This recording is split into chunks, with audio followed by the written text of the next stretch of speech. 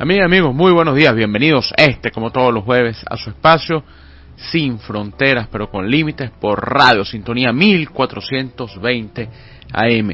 En la presidencia y dirección general de la emisora está la doctora Ana Mireya Obregón, Toti López Pocaterra, en la coordinación general de producción, Carlos Colmenares, ahí atento a las canciones, a la transmisión y por supuesto en los controles. Y quien tiene el inmenso gusto, el enorme placer de hablar para ustedes como todos los jueves, de 9 a 10 de la mañana, hora de Caracas, Venezuela, Luis Daniel Álvarez, certificado de locución 39202.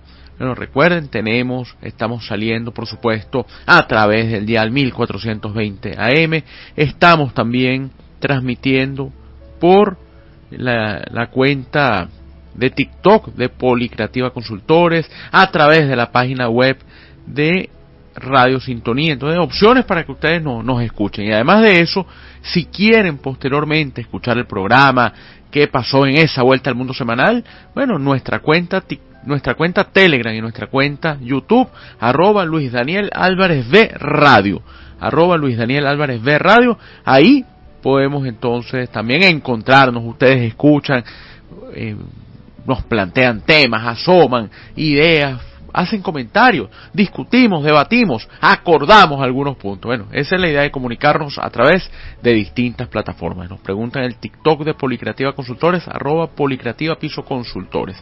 Esas son las cuentas de Policreativa Consultores. Y ya que hablamos de Policreativa Consultores, hacemos publicidad. Y ¿cuáles son las ventajas? ¿Por qué tiene que recurrir uno a un equipo como el de Policreativa Consultores? Bueno, porque usted puede tener la mejor idea, el mejor planteamiento, una propuesta, un discurso adecuado, pormenorizado, preciso, listo para que llegue a impactar. Puede tener un producto diferenciador, algo distinto. Eso que usted hace, esa comida que prepara, esa propuesta que ofrece, es diferente a las de los demás. Entonces, ¿por qué no logro convencer? ¿Qué pasa para tratar de incidir? ¿Cuál es ese eslabón que me separa del éxito absoluto? Eso Policreativa Consultores ayuda a que lo encuentre, ese elemento, el tema que lo frena. Le falta comunicar, le falta un estudio de mercado, no ha entendido las variables que pueden aparecer en torno a todo el andamiaje institucional. Para eso está Policreativa Consultores. Síganos, visite nuestra página web www.policreativaconsultores.com o siga nuestras redes sociales @Policreativa Piso Consultores. Policreativa Consultores los forma, los guía, los acompaña, los asesora y los convierte en unas personas que puedan alcanzar el éxito a través de las propuestas que ha elaborado Policreativa Consultores. Bueno, programa de hoy, ¿de qué hablaremos fundamentalmente? Hay dos temas que podríamos desarrollar. Saludos a la profesora Yani Lobo, que se conecta a través de la cuenta de TikTok, de la cuenta de Policreativa Consultores. Abierto ya también el chat de la radio, la mensajería, para que ustedes se sumen y den sus puntos de vista, hagan sus preguntas, como siempre, activos de la mejor manera. Entonces, temas que vamos a abordar hoy. Fundamentalmente el tema chileno, elecciones en Chile, escenario bastante complejo para el oficialismo chileno de cara a la segunda vuelta, y pareciera que llega el momento de empezar a hablar de un viraje político en Chile. Cambia la perspectiva chilena y la gran pregunta, ¿tendrá alguna estrategia Janet Jara para frenar lo que pareciera ser el triunfo del señor Kast en la segunda vuelta? Bueno, eso podemos conversarlo. Y el otro tema del que podemos hablar es el que tiene que ver, el que se refiere a el referéndum que hizo, a la consulta. Además fue referéndum, consulta, 4 preguntas que sometió a consideración el presidente ecuatoriano Noboa y en las que le fue bastante mal. No salió bien parado el presidente de eso, por una actitud que uno podría decir hasta cierto punto torpe en el manejo del escenario. No tenía necesidad de ir a una consulta, lo hizo y no le fue bien. Entonces, esos son los temas que vamos a tratar en nuestra vuelta al mundo semanal, los temas principales que vamos a tener. Aparecen, por supuesto, algunas otras cosas en el tintero, algo podemos decir de Brasil, como se ha hecho también costumbre, podemos mencionar algo de los Estados Unidos y a lo mejor mencionar algo también de México, donde la realidad se torna también difícil. Pero vamos a empezar entonces con las elecciones chilenas. Cumplieron las encuestas. Efectivamente, los sondeos hablaban de una realidad en la que pasarían a segunda vuelta Yanet Jara y José Antonio Kast. La opinión inicial, el planteamiento que se había llevado, que se había vislumbrado, era que podía haber sorpresas, que Kaiser iba en un ascenso interesante y que podía desplazar a Kast en lo que hubiese sido además un escenario totalmente polarizado. Yanet Jara por un lado, Kaiser por el otro, y era, a mí, ustedes lo saben porque lo hemos conversado en distintas oportunidades, a mí esos escenarios de izquierdas y derechas no me resultan convincentes en el siglo XXI. Nosotros estamos, como dice Sir Anthony Giddens, en un entramado, en un episodio en el que el dilema ya no es derecha-izquierda, porque la derecha y la izquierda corresponden a las categorías o a la forma como se sentaron defensores y detractores del rey de Francia. Eso fue hace 200 años. Entonces los parámetros que hacían, a la izquierda se sentaban los que no querían al rey de Francia y ahí había de todo, desde los que consideraban literalmente que había que cortarle la cabeza al rey, hasta los que pensaban que había que estructurar un sistema parlamentario que pudiese controlar la monarquía. A la derecha se sentaban los que creían en el sistema monárquico. ¿Y quiénes entraban allí? Bueno, ahí participaban desde los que consideraban que había que entregarle al rey un cheque en blanco, un poder absoluto, absolutista, en esencia, con un rey todopoderoso, y los que decían que efectivamente debía haber controles a la monarquía, pero tenía que ser el monarca el que lograra hasta cierto punto controlar la situación y terminara decidiendo. Eso fue lo que ocurrió. Ahí se sentaron, entonces uno asume que la izquierda es contestataria y la derecha es defensora del orden establecido. Sin embargo, actualmente eso parece no ser una realidad a replicar. Dice Anthony Giddens, ese ya no es el problema, cómo se sentaron defensores y detractores del rey de Francia. Ahora, el gran inconveniente es democracias, dictaduras. Ese es el gran dilema que atraviesa la humanidad. ¿Dónde están los que defienden la democracia y en qué parte, de qué punto de vista participan los que consideran que tiene que haber algún otro tipo de regímenes? Entonces eso termina entrando en ese punto. Ahí participan de esa manera esas visiones. Sin embargo, en Chile todavía se habla de derechas y de izquierdas. Entonces decían que Kast, con su propuesta de una derecha dura, de una derecha bastante fuerte, iba a entrar en un problema con Jara, porque el problema lo vivirían los chilenos, porque la realidad se circunscribiría a dos escenarios. Por un lado, Yanet Jara, que viene del Partido Comunista, que es una persona además que tiene una postura bastante fuerte en unos temas, y un Kaiser que podía ser la representación de la esencia militar chilena, un hombre que se encargó en su momento de justificar dictaduras, que aunque no lo hacía abiertamente, sí hablaba, sobre todo la dictadura chilena, decía que ahí había unas condiciones que llevaron a que los militares dieran el golpe de Estado contra el presidente Salvador Allende. Entonces eso podía pasar y algunos empezaron a ver con preocupación ese escenario. Por cierto, en todos los juegos que se hacían, Yanet Jara perdía la segunda vuelta, perdía en las encuestas con Kast, perdía con Matei y perdía también con el candidato Kaiser. Eso se veía. Sin embargo, bueno, ahí quedó la idea flotando en el ambiente de que podía el candidato Johannes Kaiser revertir la brecha, avanzar y lograr posicionarse como un actor que se ubicara en la segunda vuelta. También sonó mucho el nombre de Evelyn Matei. Evelyn Matei es una candidata, o era una candidata, que a lo mejor tenía la posibilidad, tenía la manera de asomar una opción distinta. Una mujer con experiencia, de hecho, los que van participando tienen...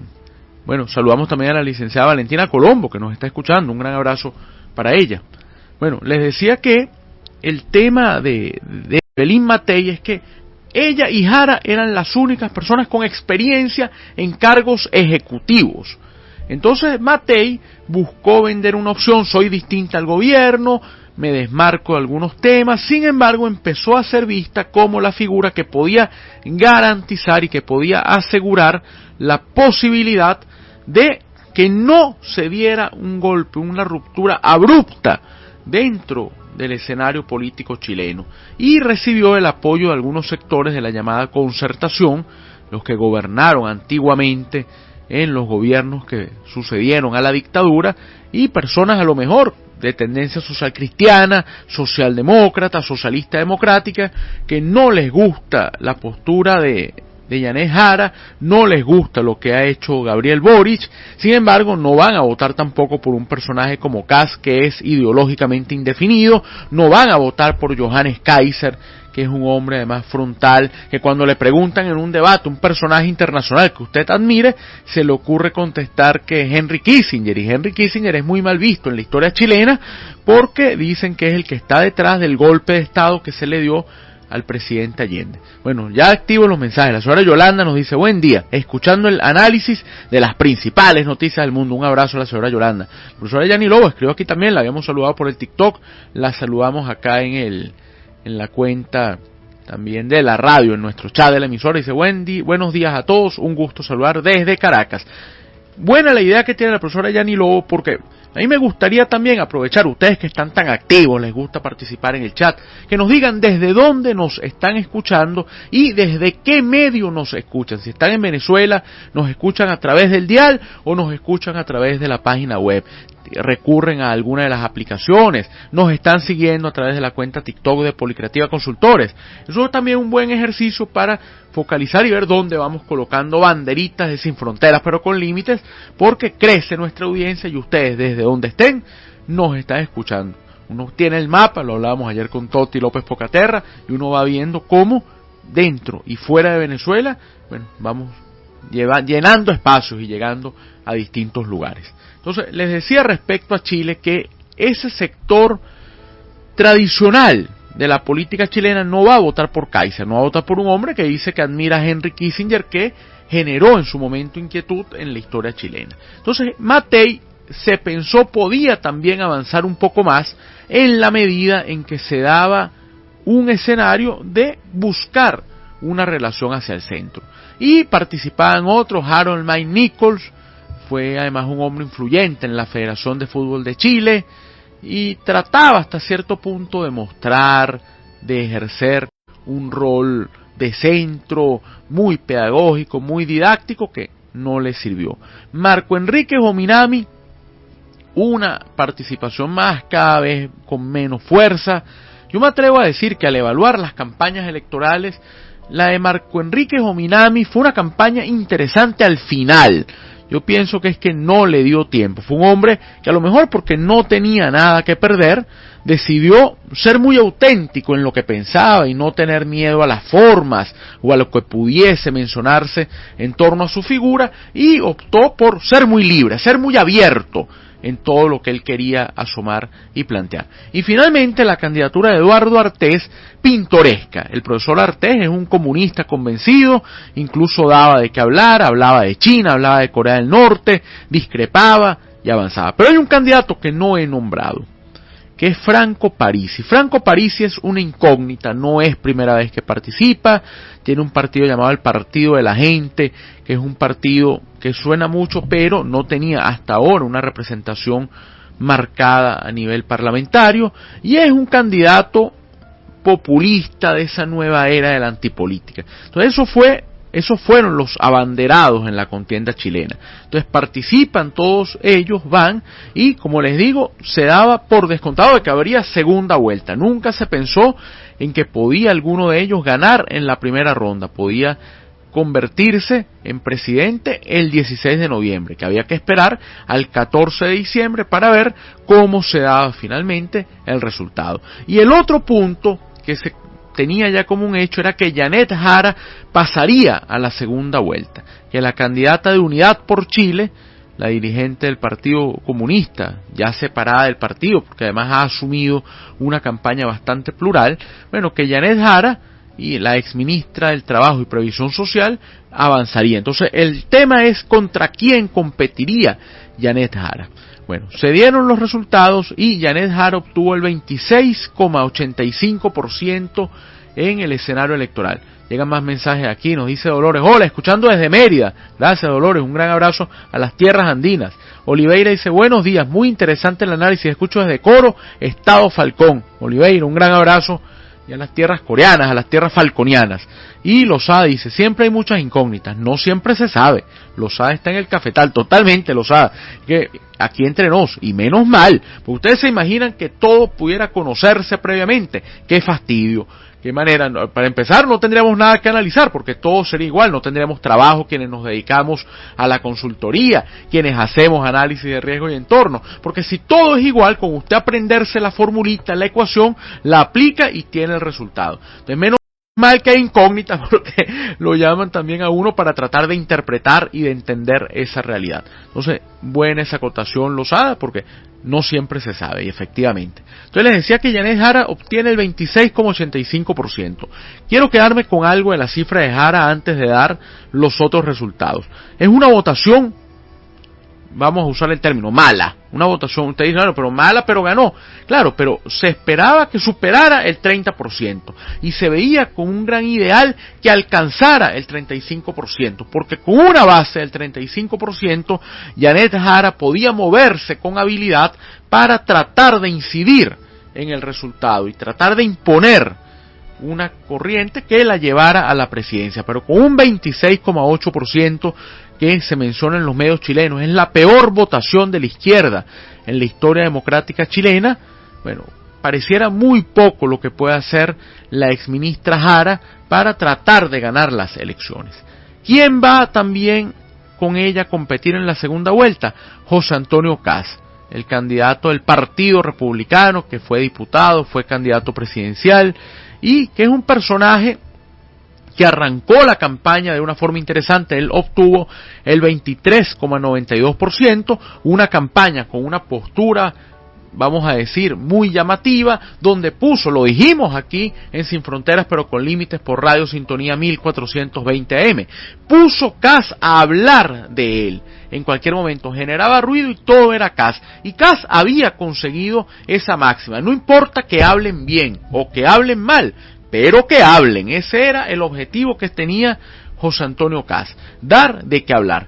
Sin embargo, a medida que fue avanzando la campaña, se volvió monotemático, fastidioso, acartonado y empezó a cometer errores. Yo soy de los que piensa que José Antonio Kast vio como una bendición que haya llegado el día de las elecciones, porque el enredo en el que constantemente incurría podía haberle costado. Ya vamos a ver por qué uno lo ve de esta forma. Sin embargo, siempre recordar a Alfredo Maneiro, el gran filósofo e historiador venezolano, que decía que la historia es de los hechos que ocurren y no de lo que pudo haber ocurrido. Entonces, en este caso, bueno, no cometió más errores y avanzó. Aquí nos dice Dante París: hola, ¿cuántas cosas pueden pasar? De hecho, lo importante es que se brinden soluciones para Chile. Totalmente, Dante. Eso es lo que tiene que hacer.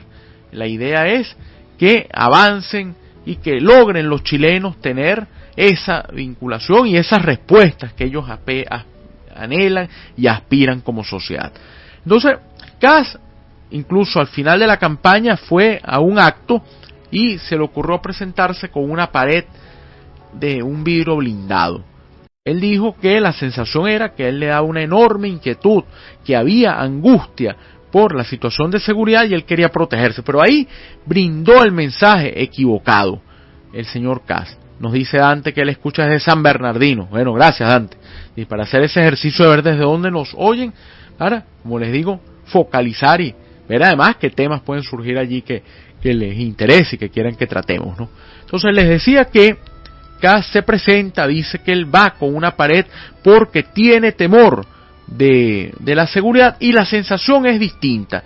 La gente no percibe que sea un Kast previsivo, que quiere protegerse, al contrario, están viendo un hombre alejado. Yo pongo un muro entre ustedes y nosotros, nos separamos, no nos vemos, ustedes a un lado y yo por otro. Y eso lo buscó aprovechar, o lo trataron de aprovechar los adversarios al señor al señor Kast. ¿Quiénes? Fundamentalmente Jara, que dijo que no podía aspirar a gobernar un país alguien que estaba totalmente distante de la realidad y de sus ciudadanos, y también criticó Evelyn Matthei, a lo mejor intentando desmarcarse un poco más, sin entender que ahí podía radicar su propia contradicción, porque el problema de Matthei no era hablarle al otro lado, que podía a lo mejor arañar unos votos, era tratar de quitarle fuerza a los discursos de Kast y de Kaiser, evidenciando que ahí podía haber cierta inseguridad en materia de ideologías, de planteamientos, de estabilidad, y que ella podía brindarlo. Entonces, el atacar a Kast más bien hizo que la gente percibiera que Kast era el adversario a vencer, era el factor que podía derrotar al oficialismo chileno, era la figura que podía frenar a Janet Jara, y terminaron yendo unos votos para allá, porque uno observa, es posible que se haya dado un escenario donde Kast evitó una caída abrupta. Bueno, lo observamos, terminó concretándose. Entonces pasan a segunda vuelta Janet Jara con un 26,8% y José Antonio Kast con un 23,92%. Pero ¿quiénes están también en la contienda? ¿Quiénes participaron? Aquí está el caso de Franco Parisi.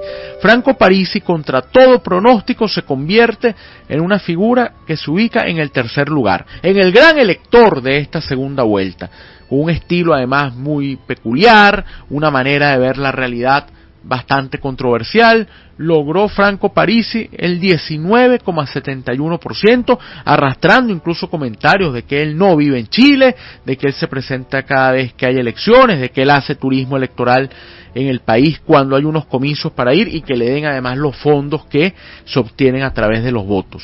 Entonces eso, o los fondos que dan, dependiendo del número de sufragios obtenidos. Entonces Franco Parisi, con esa actitud, logró el 19,71%, coqueteó con el 20% Franco Parisi, una distancia no muy lejana del segundo lugar e incluso del primero. Y eso deja a Parisi, si Parisi actúa con habilidad, como un personaje que puede tener vida política a futuro, que podría avanzar en torno a la construcción de una propuesta con miras a las elecciones para el próximo periodo, cuando este periodo va a terminar el 11 de marzo de 2030, bueno, para él poder asumir la presidencia el 11 de marzo del 2030. Sin embargo, bueno, habría que ver, porque hay un detalle. ¿Qué pasa con Parisi? Parisi va a tener, a lo mejor, que mudarse a Chile.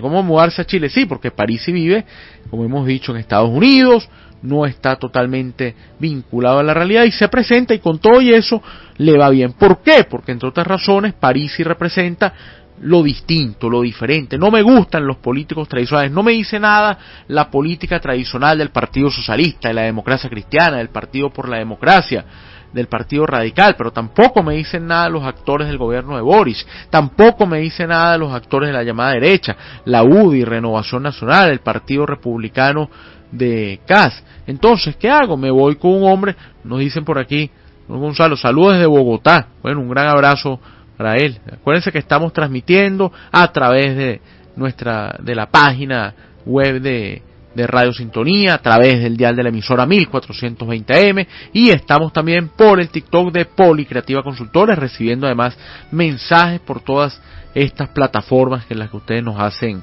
llegar y nos comentan cómo van viendo las cosas, cómo se está yendo el programa. Bueno, saludos al señor Eduardo y a la señora Clara, también están por acá participando en el programa y escuchando. Entonces les decía que el caso Parisi es curioso porque parece ser un voto castigo. No me gusta ninguno, voto por Franco Parisi.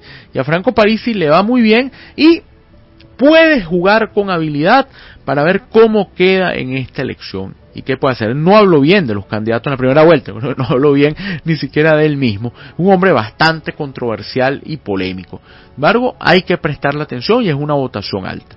Johannes Kaiser, que ya dijimos en la introducción, observamos que era un hombre que tenía a lo mejor la posibilidad de pasar a la segunda vuelta, pero se quedó Kaiser con un 13,94%.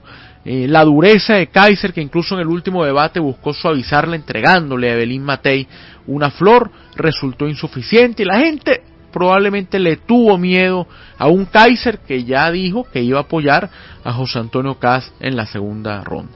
Evelyn Matei, la gran decepción, una campaña desdibujada, no logró convencer.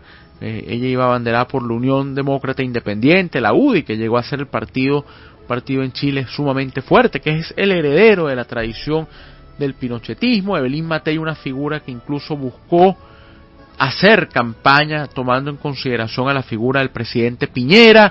Sin embargo, no le alcanzó a Matei el tratar de representar a unas tendencias, pero buscar hacer pactos con otros y no venderse como esa opción de centro que trataba de alguna manera de incidir. A mí la campaña de Matei me recordaba mucho a la campaña de Sergio Fajardo en Colombia.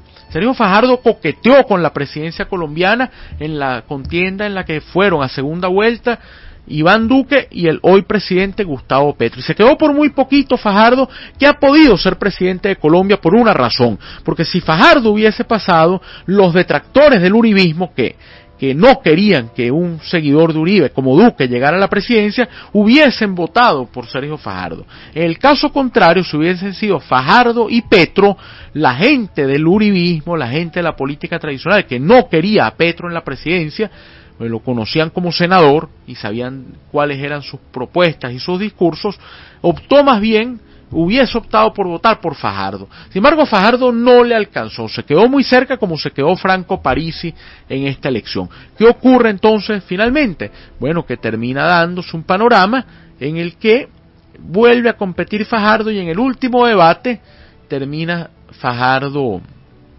transmitiendo una imagen muy triste, que le preguntan, candidato, ¿qué inspira usted? Y comete el error grave en cualquier persona, pero más en un político de trayectoria, decir yo no inspiro absolutamente nada. Bueno, entonces, así parece haber quedado Evelyn Matei. Es una figura más que quedó como relleno y en un doloroso quinto lugar, carcomida y desplazada por el radicalismo de un Kaiser, por la indefinición de un Parisi, por la polarización de una Jara y de un Kast. Bueno, y los que siguieron luego, Evelyn Matei obtuvo el 12,46% y luego vienen candidatos con votaciones exiguas. Por una parte, la candidatura de Harold Mike Nichols, que buscó Mike Nichols una imagen más bien pedagógica, su éxito como presidente de la Federación de Fútbol de Chile, de la Asociación Nacional de Fútbol Profesional, más un hombre vinculado a la FIFA, una idea también de trayectoria, que él iba a ganar el Mundial. No pudo ganar ni el Mundial, ni pudo ganar la votación, ni alcanzó el 1,5%, se quedó en el 1,2%. Por ahí lo han sacado, que ha retomado su vida, se monta en el metro, camina por las calles, pero a lo mejor ha querido caminar más bien por la moneda, eso era el objetivo de él. Pero no logró convencer y no logró llevar de ninguna manera la posibilidad de asomar una opción diferente a la política chilena. Marco Enrique Ominami, el 1,2%. Un político también en su momento fuerte, que llegó a ser una opción presidencial, una votación bastante marcada, la posibilidad real de incidir, y terminó quedándose en el camino y obteniendo votaciones cada vez más bajas y sirviendo además de burla. Hay quienes dicen, participa Enrique Ominami porque hay elecciones y necesita dinero, porque le dan unos fondos del Estado. Bueno, Luz Mari dice, buenos días, escuchando desde Maturín. Gracias Luz Mari, un saludo y bueno, chévere que puso el lugar para seguir haciendo este arqueo desde donde nos están oyendo. Y aquí nos dice Vilma Sánchez, escuchando como de costumbre desde Cumbres de Curumo. Mi pregunta, ¿cuál es la opinión de Estados Unidos en el caso de Chile? Bueno, Vilma, podemos hablar un poco de eso más adelante. De todas maneras, pareciera que hay cierta estabilidad allí, aunque podría uno notar que pudiese haber más cercanía coyunturalmente si gana alguien distinto al del gobierno actual, o sea, si gana alguien diferente a Janet Jara, sobre todo por las posiciones que ha tomado Jara en ciertos puntos. Bueno, antes de ir a la pausa, les decía, Marco Enrique Ominami, el 1,2%, hombre que llegó a sacar prácticamente el 20% en una elección, aquí el 1,2%. Yo creo que con algo de injusticia, podemos hablar esto al regresar, porque hizo una campaña al final interesante, pero pareciera que tardía. Y finalmente, Eduardo Artés, el polémico profesor abiertamente comunista, el 0,6%, sin opción de ninguna de triunfo, pero lo conocieron y sirvió incluso para para spots políticos y para episodios de jocosidad, donde usaban la controversial figura de Artés, a quien lo llamaban el embajador de Corea del Norte o de China. Bueno, vamos a hacer algo, vamos a identificar la radio, vamos a escuchar la información que nos tienen, podemos regresar escuchando, ya que hablamos de Chile, a los prisioneros, el tren del sur, sí, tren al sur, nos vamos al sur en tren con los prisioneros y regresamos aquí a Sin Fronteras pero con Límites por Radio Sintonía 1420 AM. Ya venimos. Bueno, tren al sur, emblemática canción de los prisioneros, aquí una de sus versiones y siempre los prisioneros emblemáticos y dando de qué hablar. Bueno, vamos a continuar entonces con el programa.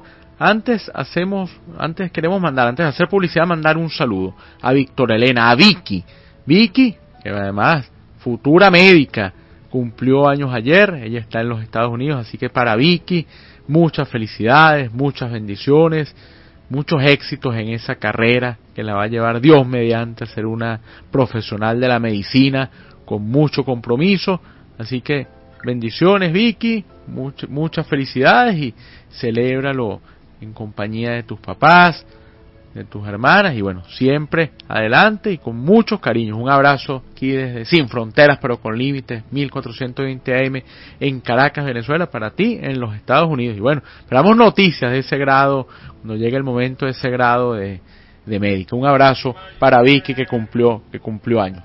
Bueno, vamos entonces a continuar después del saludo a Vicky con el programa. Antes de seguir con el análisis chileno, el tema ecuatoriano, vamos a hacer publicidad. Recuerden que estamos llegando a ustedes por cortesía del equipo de Policreativa Consultores, ese entramado profesional que los guía, los forma, los asesora y los acompaña. Policreativa Consultores, visiten nuestra página web y síganos a través de nuestras redes sociales. Policreativa Consultores. Bueno, tienen opciones, los cursos, las formaciones, el acompañamiento riguroso que Policreativa Consultores tiene para ustedes. Bueno, vamos a continuar.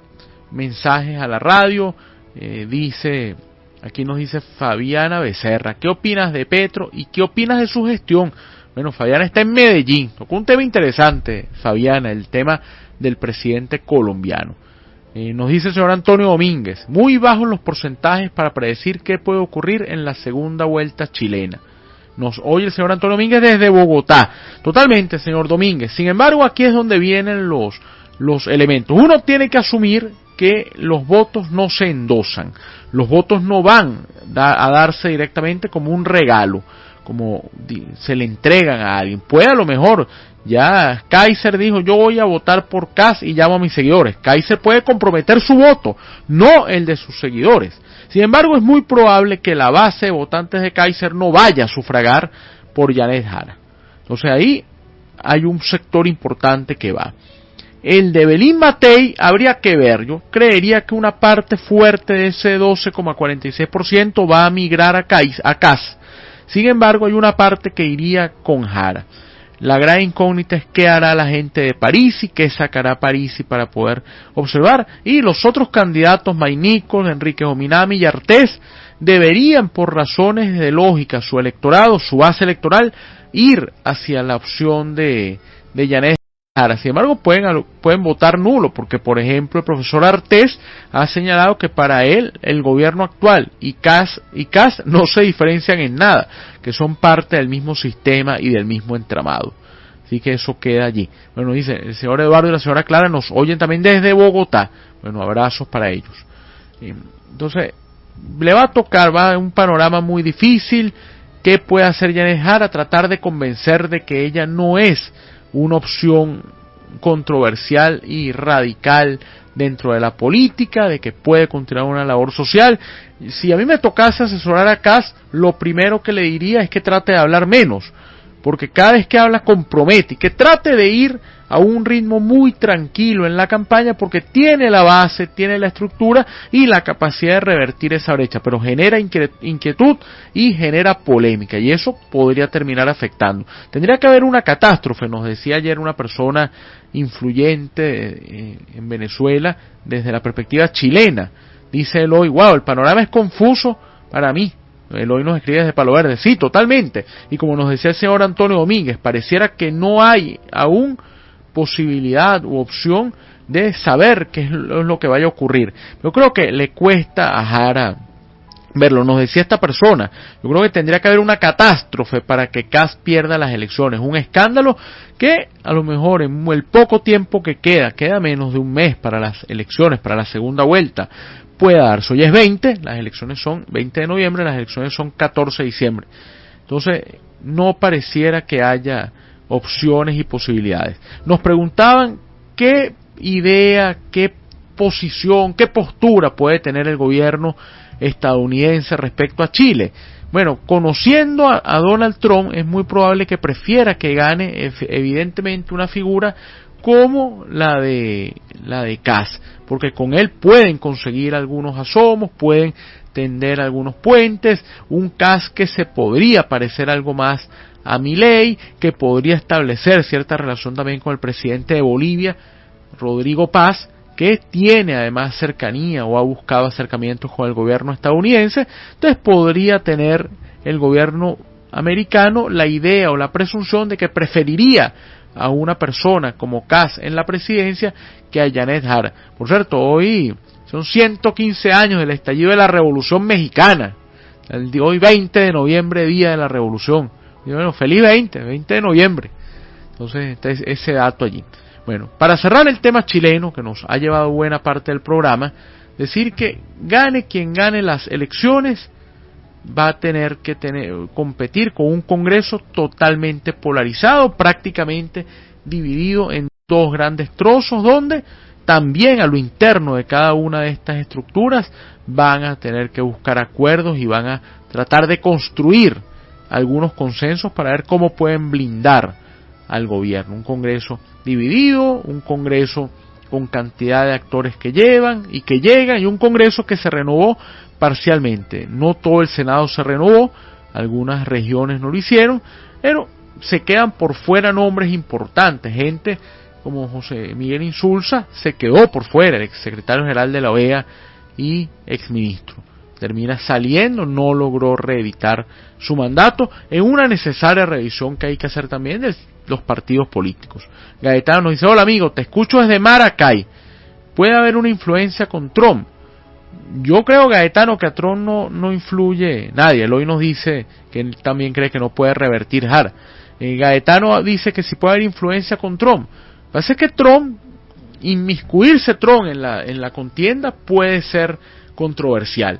Puesto ahora, uno diría, se mete Trump y a lo mejor el efecto es contrario, pero en Argentina vimos a un Milei que fue a Estados Unidos con una oposición argentina que dijo, Milei le entregó el país a Donald Trump prácticamente en una gran reunión, en un gran acuerdo, y resulta que eso no le pasó factura a Milei.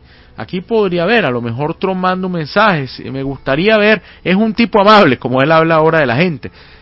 Ese señor Kast me parece un tipo amable, puedo buscar hacer algo con él, a lo mejor termina moviendo y eso provoca una idea de estabilidad. La oposición, por supuesto, a Kast, es decir, el gobierno, dirá que no se puede inmiscuir. Hemos visto un Boric con posiciones muy duras hacia Estados Unidos, muy respetuosas también, pero fuertes, pero podría Estados Unidos preferir a un Kast en la presidencia, el Estados Unidos actual, el Estados Unidos del gobierno actual. Entonces, controversial y complicado el panorama chileno. Agustín Martínez escuchando desde Margarita. Un saludo, buen análisis. Gracias, Agustín. Un gran abrazo. Y bueno, vámonos a Ecuador. Sin embargo, un comentario porque nos pedía por aquí Fabiana la opinión sobre Petro. Yo creo que Petro, que además es muy amigo, aliado de Boric en Chile y de Lula, tiene elementos en los que dice grandes verdades. Petro plantea temas que sí tienen que darse. Yo lo he dicho en otros escenarios y lo he conversado con el profesor Absalón Méndez, que es uno de los grandes estudiosos de la seguridad social, con Gonzalo Álvarez Domínguez, que también es un estudioso de la seguridad social, del tema social desde la perspectiva del derecho, que en mi criterio sí tiene que darse una gran reforma de seguridad social y otras reformas en la política colombiana.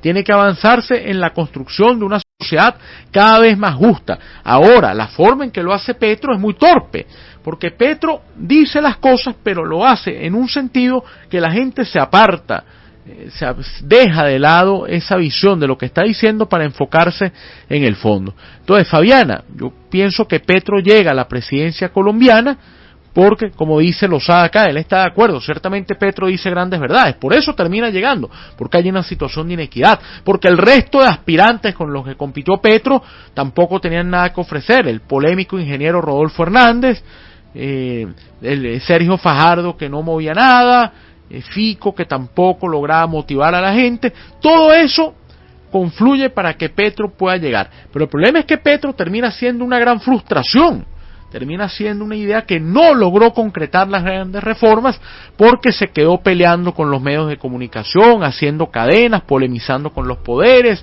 yendo a dar discursos que la gente no entiende, escribiendo unas cartas larguísimas a través de las redes sociales. Entonces creo que perdió Petro una enorme oportunidad y el gran problema es que lo que va a venir luego de Petro puede ser peor, porque puede ser alguien en la acera contraria con un discurso muy parecido, totalmente populista. Ya empiezan a aparecer algunos, y está un señor de la Espriela que se hace llamar el Tigre, porque por cierto, el que lo asesora, me imagino le habrá dicho que tiene que parecerse a Milei, entonces él canta y va a espectáculos, y va a los grandes lugares de los teatros, de los sitios de conciertos en Bogotá, y ahí hace locuciones, y se llegó el tigre, mejor asumiendo, como dice Milei, llegó el león.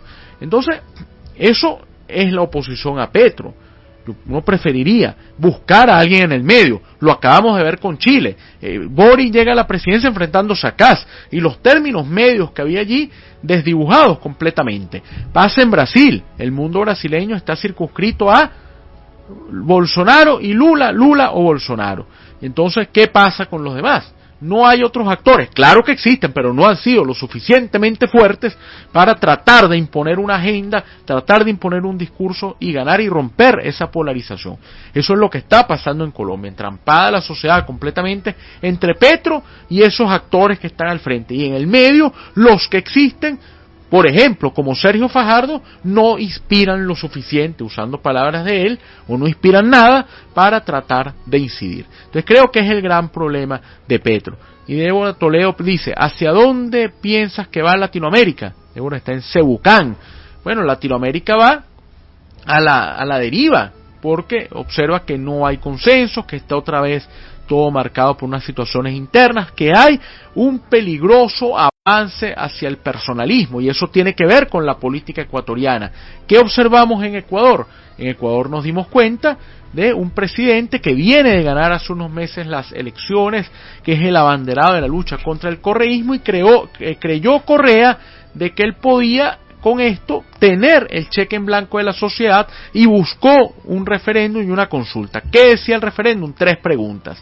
Disminuir el número de asambleístas, frenar el aporte que le da el Estado a los partidos políticos, no a las campañas, a los partidos políticos, y además de eso permitir la presencia de bases extranjeras estadounidenses en Ecuador. Y además una pregunta de consulta: ¿quiere usted una asamblea constituyente? Y la sociedad ecuatoriana dijo no, no, no y no, 4 veces no.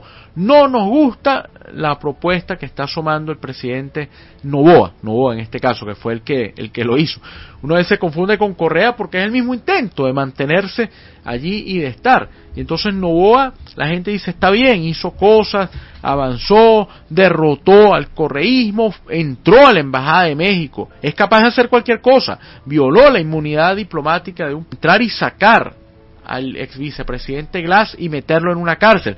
Sin embargo, bueno, si hace eso, puede hacer otras cosas también, y decidió entonces la ciudadanía ecuatoriana ponerle un freno. Salió Noboa a decir que él no se consideraba derrotado, que había ganado Ecuador, y la gente empezó, bueno, no ganó el correísmo, no, ganó Ecuador y frenó un cheque en blanco a un presidente que uno no sabe hasta dónde podía llegar con todo esto, y no sabemos además lo que busque, porque ya ha dicho Noboa que él tiene ganas de cambiar las bases fundamentales del Estado ecuatoriano. Bueno, en este caso no puede hacerlo porque no existe la posibilidad. La gente le dijo no a la consulta y dijo no a los referendos, a las 3 preguntas que se hicieron respecto a cambiar la estructura, y sobre todo esas preguntas gancho. Usted no quiere que le toquen el bolsillo, entonces no más dinero a los partidos, frenar los asambleístas, pero metemos las bases también.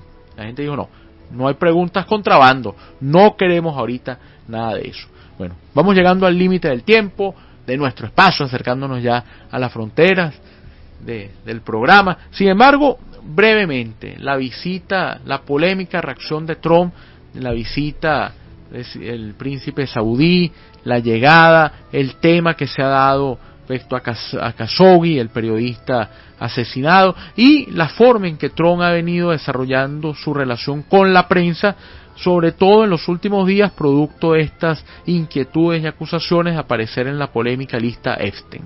Y dije que iba a decir algo también de México, pendientes de México por las protestas. La llamada Generación Z protestó contra la presidenta Sheinbaum, intentaron llegar al Palacio Nacional, el gobierno había aislado la zona y eso provocó desmanes, hay más de 100 heridos, 20 detenidos, y la presidenta insistiendo que no va a permitir, que va a aceptar disidencias, pero que no va a permitir desórdenes y sabotajes.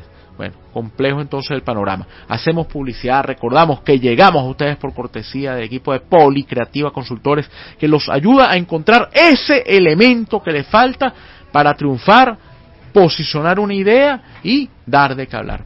Forma, los guía, los acompaña y les dice cuál es el camino adecuado para que ustedes encuentren esa vía que los lleve al triunfo. Policreativa Consultores. Bueno, nos vamos, recuerden seguir la página de la emisora radiosintonía1420.com, ahí queda el chat abierto para que escriban, oigan la programación además que tenemos. Estamos también, como saben, transmitiendo los programas, luego los encuentran en nuestra cuenta Telegram y en la cuenta YouTube @Luis Daniel Álvarez de Radio. Ahí vamos también a salir, y además de eso, como les digo, hemos iniciado transmitir el programa también a través de la cuenta TikTok de Policreativa Consultores. Sigan mi TikTok particular, sigan las redes de Policreativa Consultores, porque aquí también vamos a poder mantenernos en comunicación. Bueno, nos vamos recordando, en la presidencia y dirección general de la emisora está la doctora Ana Mireya Obregón, Toti López Pocaterra en la coordinación general de producción, está Carlos Colmenares en los controles, y quien tiene el inmenso gusto, el enorme placer de hablar para ustedes, Luis Daniel Álvarez, certificado de locución 39202, en esta vuelta al mundo que damos todos los jueves de 9 a 10 de la mañana, hora de Venezuela. José nos dice, qué pesar, no me pude conectar. Rusia contra Polonia, tocaste el tema. ¿Qué le pasa a Putin? ¡Qué bárbaro!, nos dice José. Bueno, José, vamos a tocar ese tema el programa que viene, te conectas temprano y ahí estamos entonces para poder abordar eso. Hablábamos de Ecuador, yo creo que podríamos escuchar un ecuatoriano emblemático, Julio Jaramillo, con Guayabo Negro, el Guayabo que debe tener Novoa porque perdió la consulta. Bueno, tiene que llevarlo a una reflexión. Hasta el próximo jueves, aquí en Sin Fronteras pero con Límites, por Radio Sintonía 1420 AM. Feliz día para todos y un gran abrazo. Feliz.